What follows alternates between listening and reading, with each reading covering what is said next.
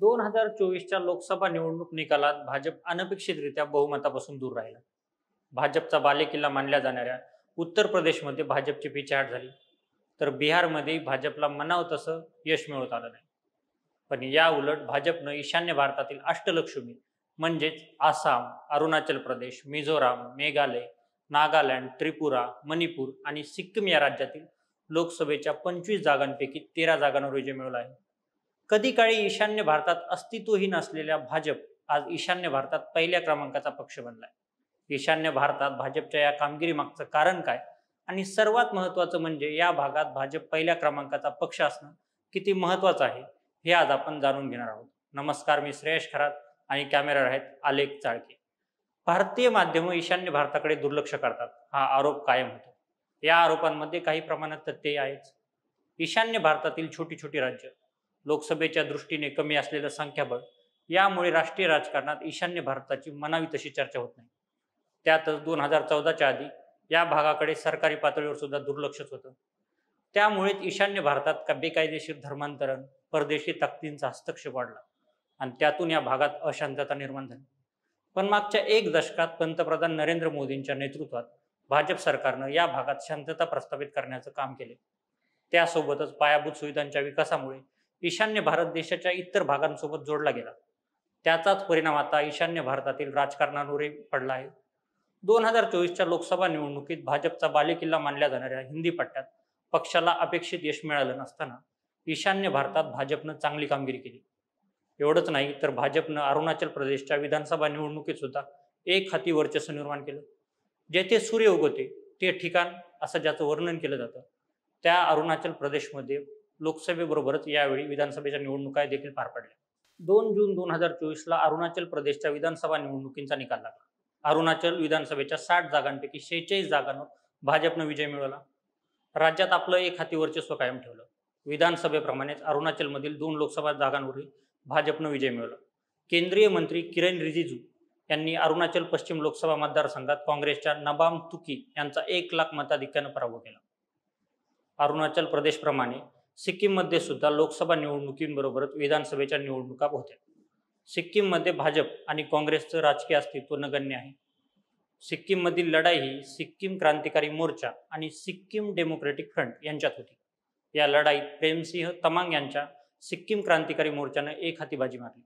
भाजपला सिक्कीमच्या विधानसभेत खातं उघडता आलं नसलं तरी पक्षाला एकूण मतांच्या 5.18% मत मिळाली. तर सिक्कीममध्ये काँग्रेसला मोठ्या नामुष्कीला सामोरं जावं लागलं. काँग्रेसला सिक्कीममध्ये नोटापेक्षाही कमी मतदान मिळालं.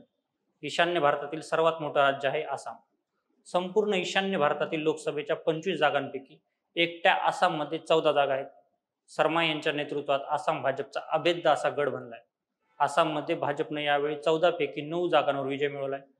2019 मध्ये भाजपला आसाममध्ये 7 जागांवर विजय मिळवता आला. याचाच अर्थ भाजपला यावेळी 2 जागांचा फायदा झालाय. बांगलादेशी घुसखोर, सीए कायद्याची अंमलबजावणी यासारख्या मुद्द्यांवर आसामची निवडणूक गाजली. विशेष म्हणजे यावेळी धार्मिक कट्टरवादाला प्रोत्साहन देणाऱ्या बद्रुद्दीन अजमल यांच्या पक्षाचाही आसाममध्ये सफाया झाला. विधानसभेत बद्रुद्दीन अजमल यांची काँग्रेससोबत युती होती, पण यावेळी त्यांनी स्वबळावर निवडणूक लढवली. वादग्रस्त विधान करण्यासाठी प्रसिद्ध असलेल्या अजमल यांचाही या निवडणुकीत दारुण पराभव झाला. एकेकाळी डाव्यांचा गड असलेल्या त्रिपुरामध्ये भाजपनं राजकीय वर्चस्व या निवडणुकीतही कायम ठेवलं. त्रिपुरातील लोकसभेच्या 2 जागांवर भाजपनं विजय मिळवला. त्रिपुरा पश्चिम लोकसभा मतदारसंघातून राज्याचे माजी मुख्यमंत्री बिप्लब कुमार देव यांनी विजय मिळवला. तर त्रिपुरा पूर्व लोकसभा मतदारसंघातून भाजपच्या कृती देवी देबबर्मन यांनी विजय मिळवला. 25 वर्ष डाव्यांची सत्ता असलेल्या त्रिपुरात भाजपनं 2018 मध्ये कमळ फुलवलं होतं. तेव्हापासून भाजपनं त्रिपुरात एक हाती वर्चस्व निर्माण केलं आहे. भाजपचं हेच वर्चस्व या निवडणुकीतूनही दिसून आलं.